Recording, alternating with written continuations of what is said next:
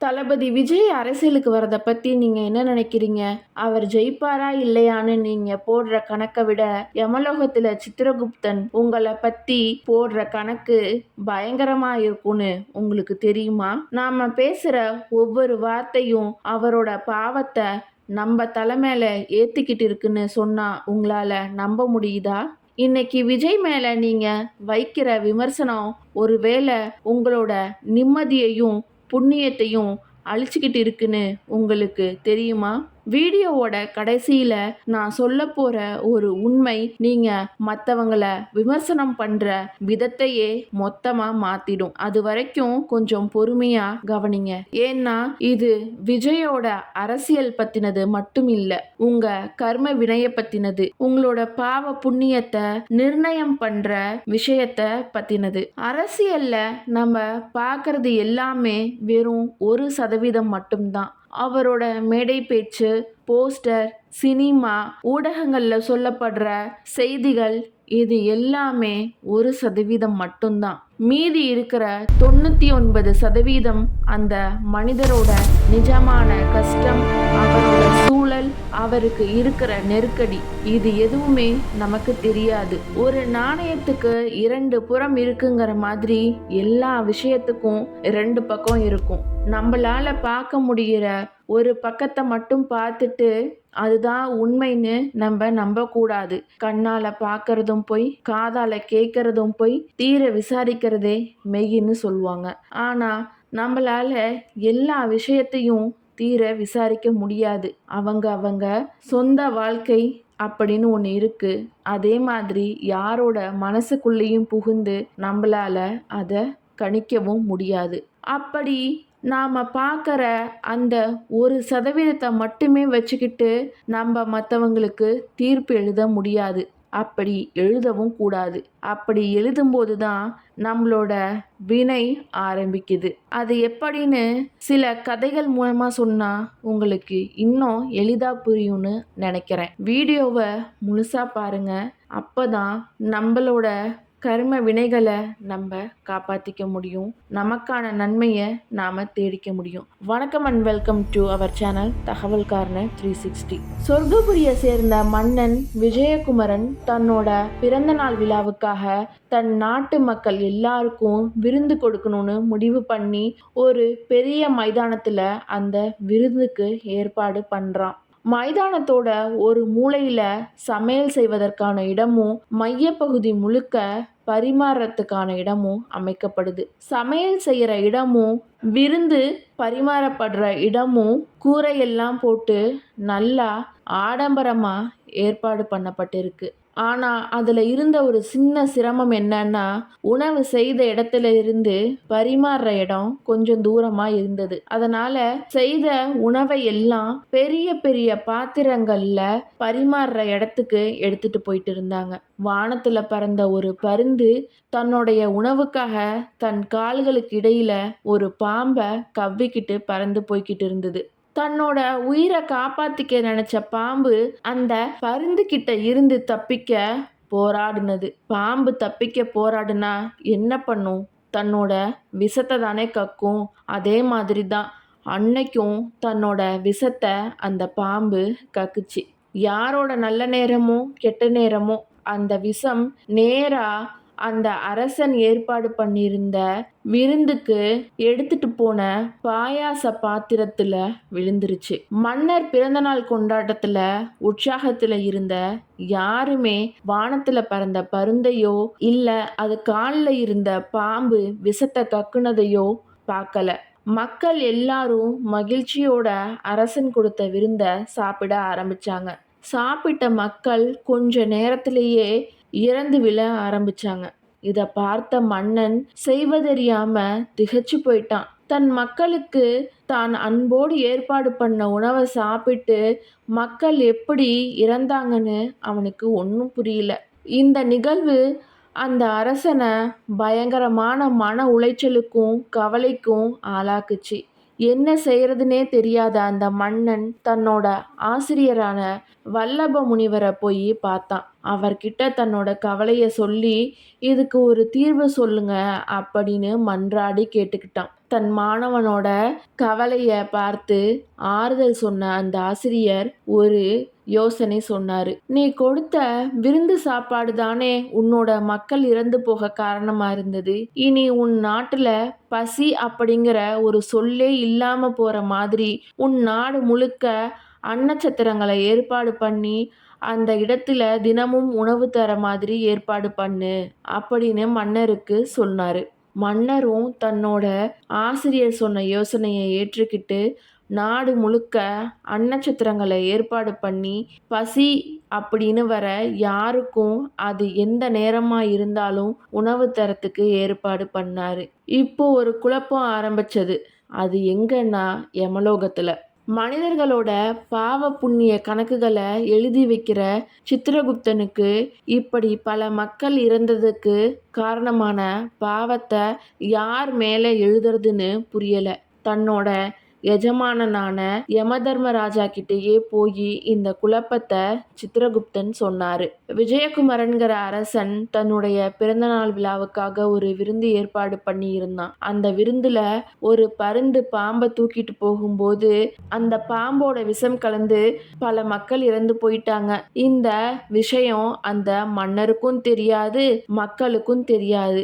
இப்போ என்னோட குழப்பம் என்னன்னா, இந்த பாவ கணக்கை நான் யார் மேலே எழுதுறது அப்படிங்கிறது தான். தன் மக்களுக்காக மகிழ்ச்சியா விருந்து ஏற்பாடு செஞ்ச அந்த மன்னன் மேலேயா, இல்லை தன்னோட உணவுக்காக பாம்பை தூக்கிட்டு போன அந்த பருந்து மேலேயா, இல்லை தன்னை காப்பாத்திக்க போராடி விஷத்தை கக்குன அந்த பாம்பு மேலேயா அப்படின்னு சித்திரகுப்தன் யமதர்மராஜா கிட்ட கேட்டாரு.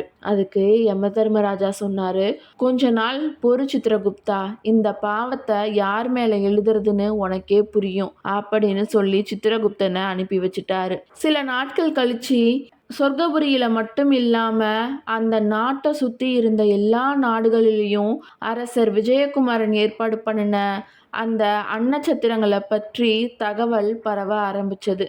பக்கத்து நாடான வளநாட்டுல இருந்து சில துறவிகள் சிவச்சித்திரங்களை தரிசிக்கிறதுக்காக கிளம்பி இருந்தாங்க. அவங்க சொர்க்கபுரிய வந்து சேர்ந்தப்போ ராத்திரி ஆகிடுச்சு.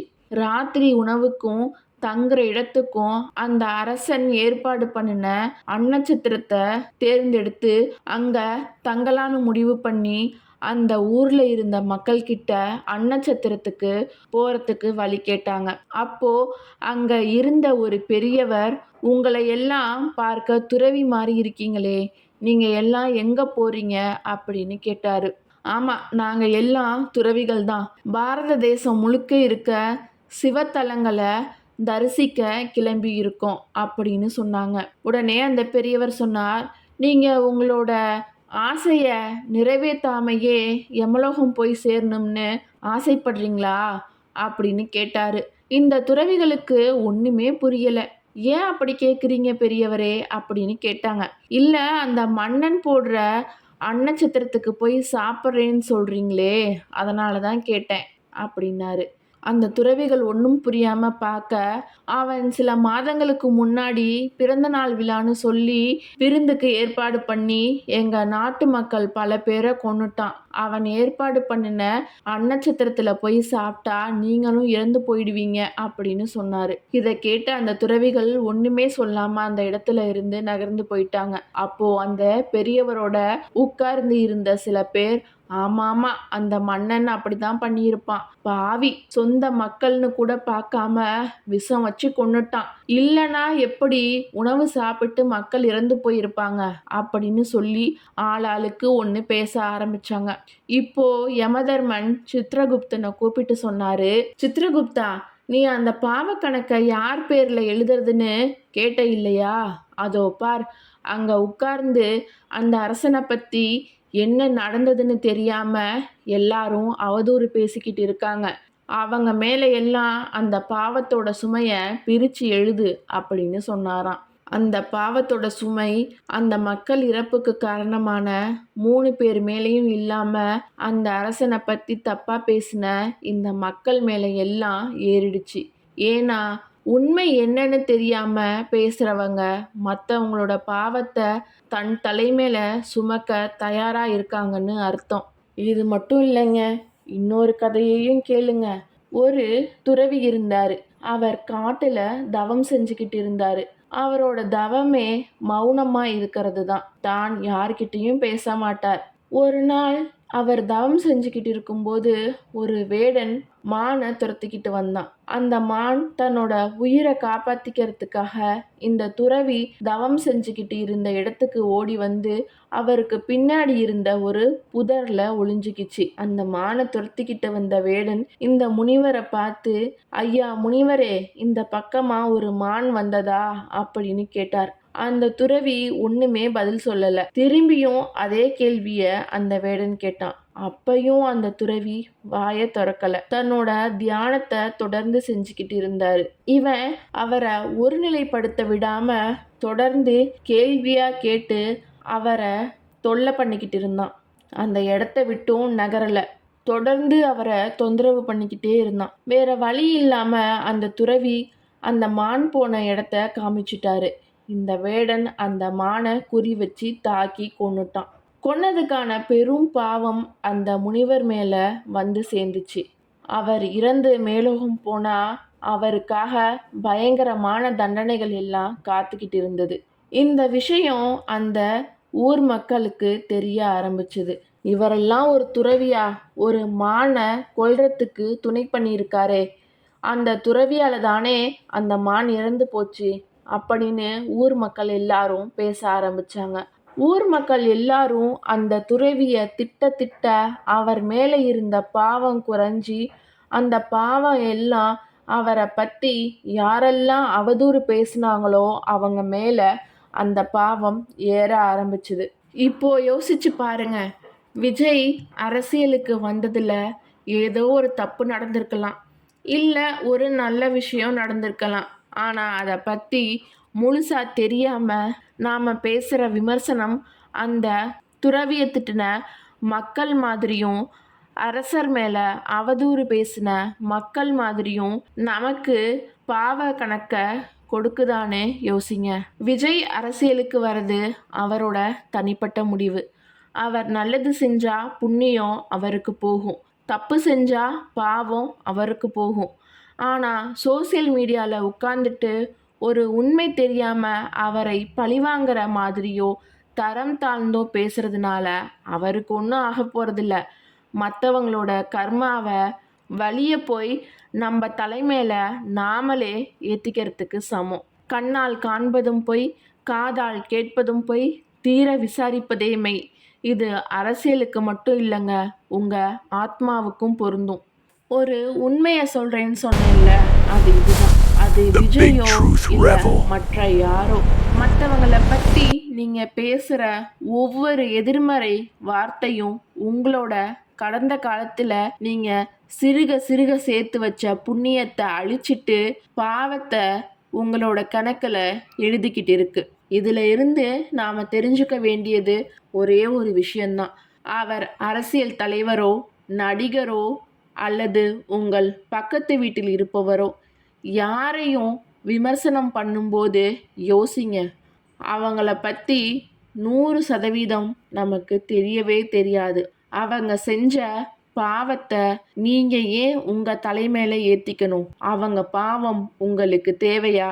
அரசியலை அரசியலாக பார்ப்போம், ஆனால் நம்ம கர்மாவை நம்மளே சிதைச்சிக்க வேண்டாம். இந்த வீடியோ உங்களுக்கு ஒரு தெளிவை தந்திருந்தா மற்றவங்களுக்கும் பகிர்ந்து அவங்க கர்மாவை காப்பாற்றிக்க உதவி பண்ணுங்க. நன்றி, வணக்கம். மறக்காமல் சேனலை சப்ஸ்கிரைப் பண்ணிடுங்க.